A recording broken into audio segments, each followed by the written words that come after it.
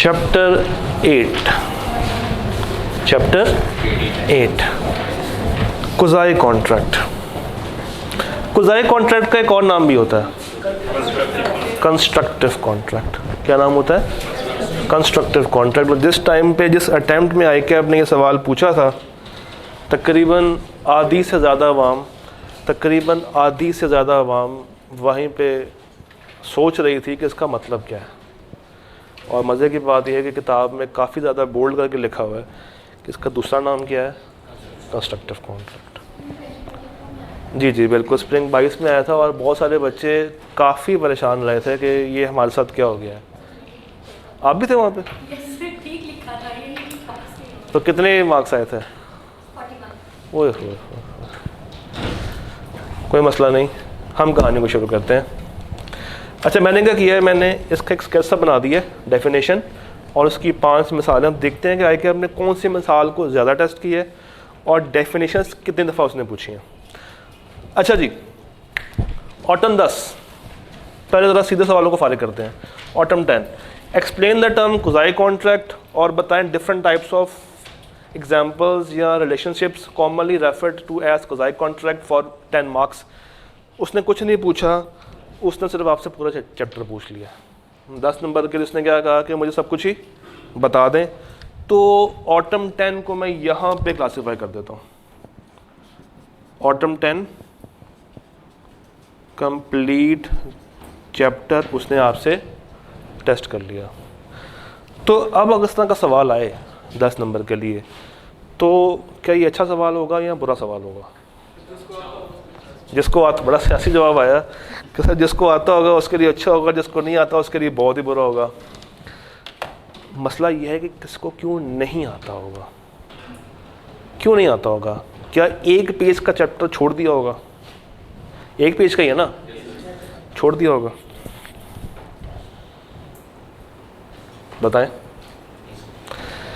एक बात लिख लें कहीं पे या अपने माइंड में बिठा लें, बी लॉ का पेपर ऑलरेडी बहुत ही कंसाइज्ड है और अभी हमने देखा है कि ICAP अपने पुराने सवालों को ही बार बार पूछ रहा है। इट मीन्स कि आपके पास कोई इतनी ख़ास एरियाज़ छोड़ने के लिए नहीं है। आपने कोई भी चीज़ एग्ज़ाम में छोड़ के नहीं जानी है। और अक्सर होता ही है कि जो चीज़ आप छोड़ के जाते हैं वही चीज़ आपको बिल्कुल सामने आके तंग कर रही होती है।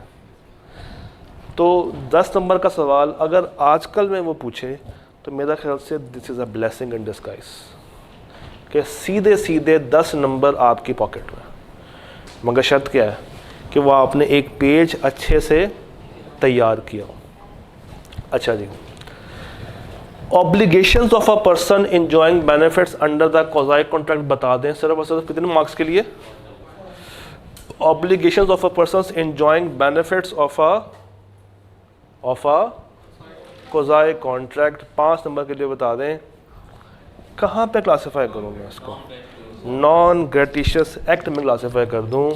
स्प्रिंग 12 का 3B, स्प्रिंग 12 का 3B।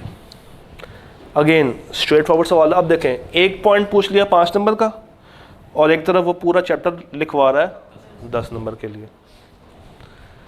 ओके, केस स्टडी, आगे चलते हैं।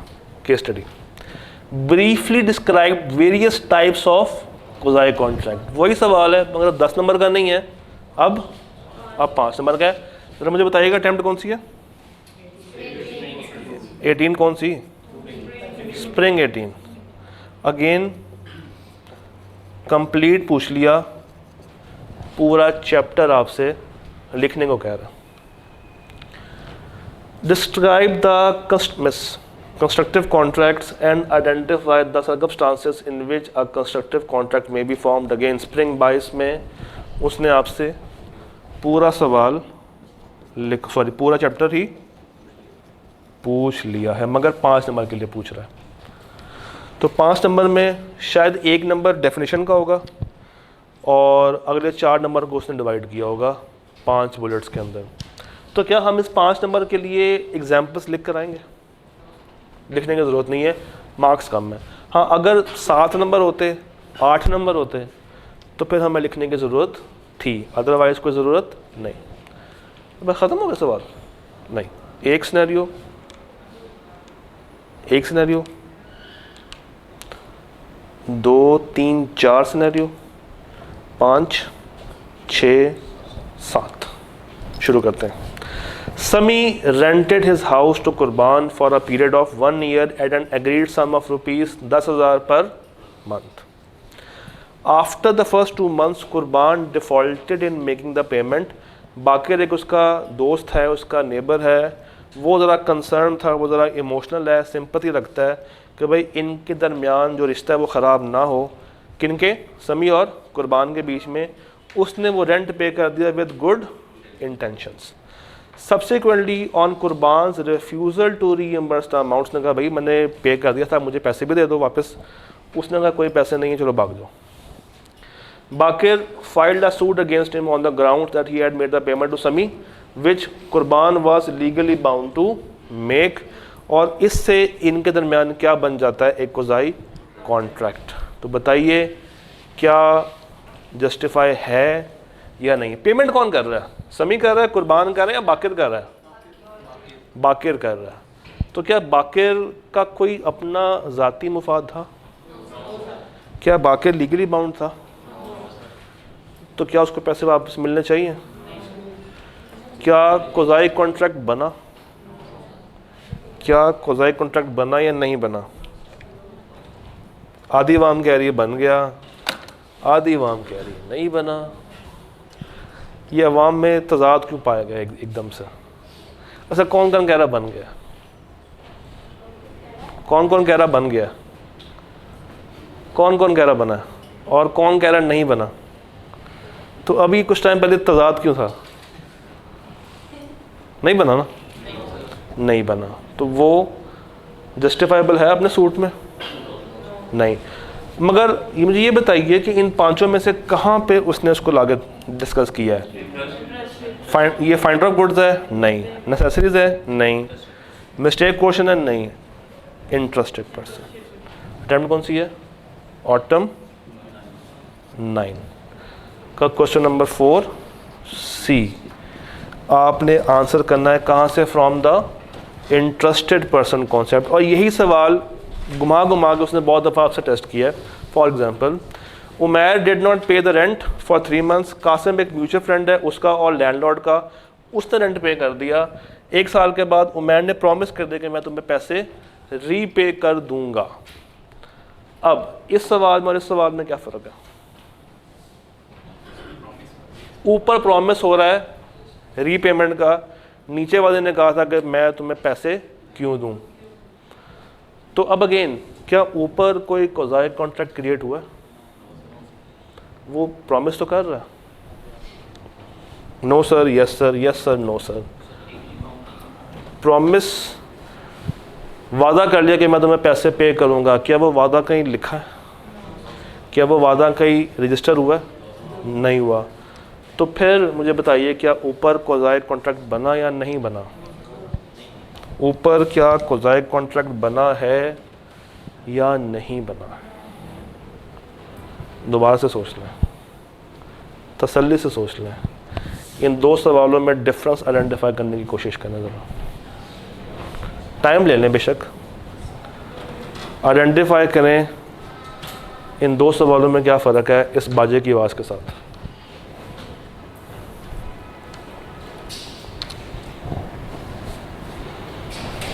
जो प्रॉमिस कर रहा है ना, इसका कोई ना कोई इम्पैक्ट तो होना चाहिए। सोचें, आराम से सोचें, कोई मसला नहीं है, हमें कोई जल्दबाजी नहीं है, सुकून से सोचें। ऑनलाइन हजरात भी देखें इसमें और इसमें डिफरेंस क्या है।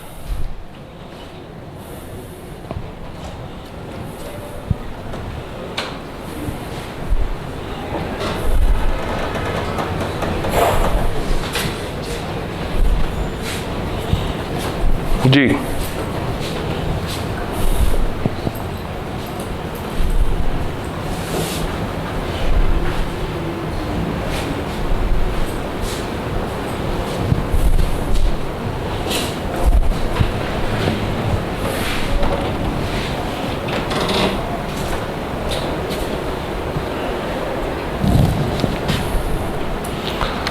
मुझसे ये बताइए, क्या वो नीचे वाले पार्ट में लीगली बाउंड था? लीगली बाउंड नहीं था, मगर उसका इंटरेस्ट भी नहीं था। उसने तो रज़ा के लिए, खुशी के लिए और अपनी विलिंगनेस शो करते हुए अमाउंट पे की थी। वो कोई इंटरेस्टेड बंदा नहीं था। वो पैसे कब रिकवर कर सकता था? अगर वो साबित कर देता कि मैं उसमें अपना कोई इंटरेस्ट रखता हूँ और दूसरी पार्टी लीगली बाउंड होती।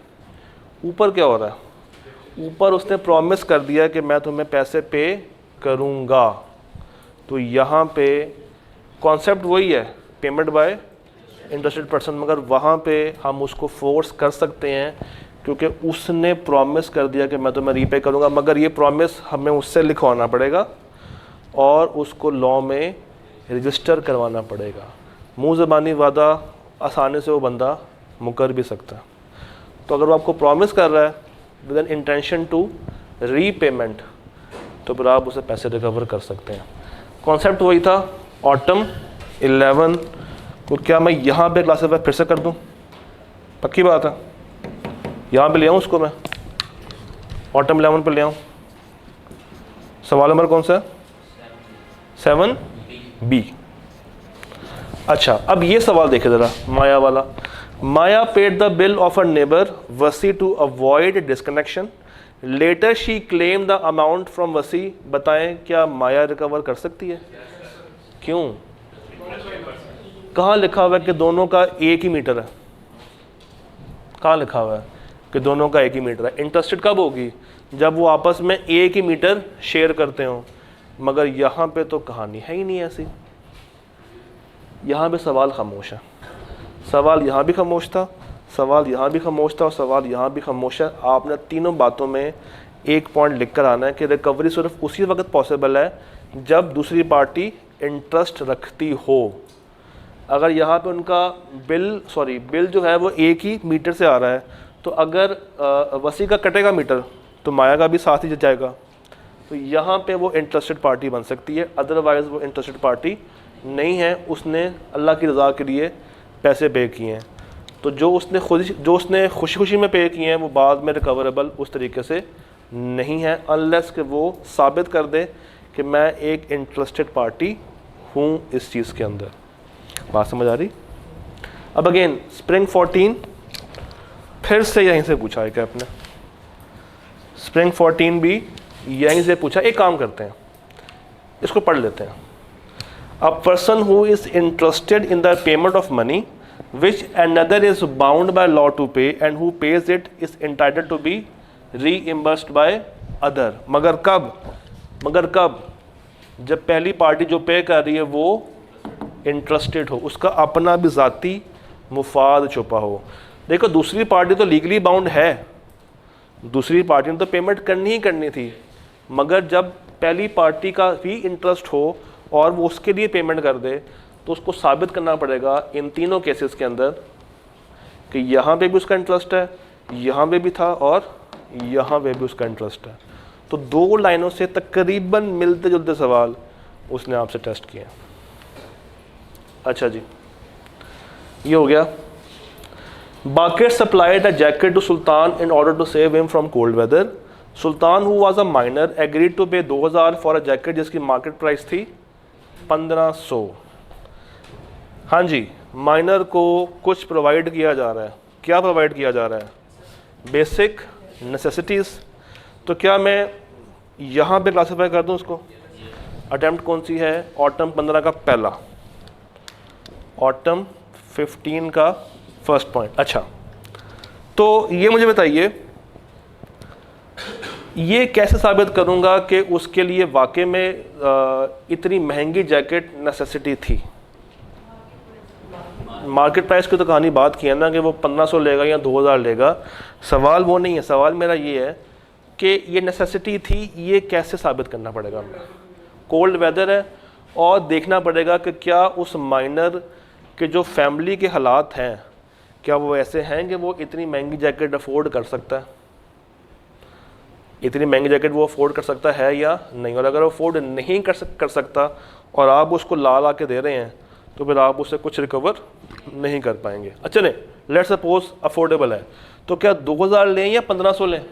1500 लें, जितनी उसकी मार्केट प्राइस है उतने पैसे हम उससे लेंगे, उसका ऊपर का 500 रिकवरेबल नहीं होगा।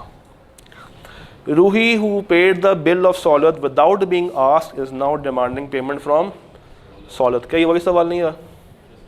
अगेन सेम सवाल, ऑटम 15 का दूसरा पार्ट।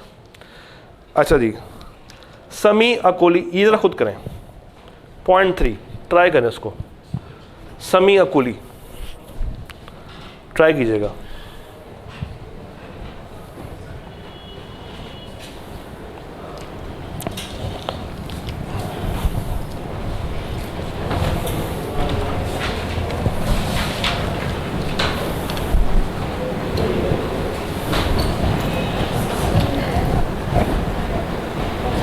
समी एक कूली है जिसने नादिया का सामान उठा लिया फ्रॉम सुपरमार्केट और took them to her car. उसको सामान को उठा के वो गाड़ी तक ले गया। नादिया ने कोई ऑब्जेक्शन रेज नहीं की। समी ने कहा कि उसको सर्विस चार्जेस चाहिए। पहला सवाल, क्या कोई ऑफ़र हुई है? नहीं हुई। ऑफ़र हुई है, इम्प्लाइड ऑफ़र हुई है। इम्प्लाइड ऑफ़र हुई है, सामान उठा के बाइक खड़ा हो गया। नादिया ने कोई ऑब्जेक्शन रेज नहीं किया, इम्प्लाइड एक्सेप्टेंस। इम्प्लाइड ऑफ़र के ऊपर क्या हो गई? इम्प्लाइड, ठीक हो गया। इसका मतलब है कि कॉन्ट्रैक्ट बन चुका। अब वो कहता है कि मुझे सर्विस चार्जेस प्रोवाइड किए जाएं। तो क्या उसने ये काम अल्लाह की खुशी के लिए किया होगा? नहीं। पैसों के लिए किया होगा। तो क्या ये काम ग्रेटिशियसली किया गया है? नहीं। ये क्या है? एक नॉन ग्रेटिशियस एक्ट। तो जनाब इनके दरमियान एक कोज़ाई कॉन्ट्रैक्ट डेवलप हो जाएगा। सर ऑटम 15 का जो तीसरा पार्ट है वो यहाँ से आंसर हो रहा है, फ्रॉम नॉन ग्रेटिशियस एक्ट। ज़रा गौर करें, अभी तक कौन सी दो बातें उसने पूछी ही नहीं। एक फाइंडर ऑफ गुड्स का सवाल नहीं आया और पेमेंट मेड अंडर मिस्टेक और क्वेश्चन वाला सवाल अभी तक उसने टेस्ट नहीं किया। इवन रीसेंट अटेम्प्ट तक वो सवाल टेस्ट नहीं हुआ। यहाँ पे देखते हैं यहाँ पे क्या हो रहा है। Mohsin acquired a piece of land in Morosin from a local landlord, Qasim Sumro, on a lease term of 20 years. The revenue repayable by Qasim Sumro on his land to the government was in arrears. As a result, the land was advertised for sale. Mohsin ने उसको बचाने के लिए वो पैसे पे कर दिए गवर्नमेंट को। क्या मोहसिन रिकवर कर सकता है? जी बिल्कुल कर सकता है। उसका अपना ज़ाती मुफाद भी है। क्यों? क्योंकि वो उसी जगह पे रह रहा है और उसने किसका बिल पे किया है? अपने लैंडलॉर्ड का, जो कि ख़ुद लीगली बाउंड था उसको पे करने के लिए। तो अगेन ICAP ने इसी के अंदर आके स्प्रिंग 20 भी यहीं से पूछ लिया। तो सर अभी तक ये दोनों एरियाज़ क्या हैं? वेकेंट हैं। अगेन यहाँ से सवाल आ सकता है और इन तीनों में से अब आ सकता है, क्योंकि ये भी जिसने सवाल पूछा था जैकेट वाला वो भी कोई इतना ख़ास लंबा चौड़ा सा सवाल नहीं था। तो अब अगेन फॉर दिस अटेम्प्ट अगर आप इन 5 में से कोई से भी 3 कर लें, यू कैन डू एनी 3 जो कि आपको अच्छे लगें। कोई से 3 सवाल यहाँ से कर लें और इन चारों को अगर आप प्रॉपर्ली तैयार कर लें तो उसके साथ साथ क्या होगा, आप ये एरिया ऑटोमेटिकली कवर कर रहे होंगे डेफिनेशन वाला। और चांसेस अब हैं कि इन 3-4 बातों में से कोई ना कोई पॉइंट वो आपसे डिस्कस कर ले, क्योंकि रीसेंट पेपर में कोई सवाल नहीं है। रीसेंट पेपर में कोज़ाई से कोई सवाल ICAP ने टेस्ट नहीं किया हुआ। तो देयर आर स्ट्रॉन्ग चांसेस कि वो 5-6 नंबर का पोर्शन यहाँ से अलग करके पूछ सकता है। इसका सवाल बहुत ज़्यादा उसने पूछ लिए हैं। यहाँ से चांसेस मुश्किल हैं अब, और ये सारे स्पेस उसके पास वेकेंट है। तो गैप उसके पास है, गैप उसके पास अवेलेबल है। वो यहाँ से इवन क्रैमिंग भी पूछ सकता है और यहाँ से लॉजिकल सवाल भी निकाल सकता है। वंस अगर आपने इसको तैयार कर लिया तो ये वाला पोर्शन आपका ऑटोमेटिकली तैयार हो जाएगा। डन। 3 पे चलें और ज़रा रिवाइज कीजिएगा कंसिड्रेशन को। कंसिडरेशन को।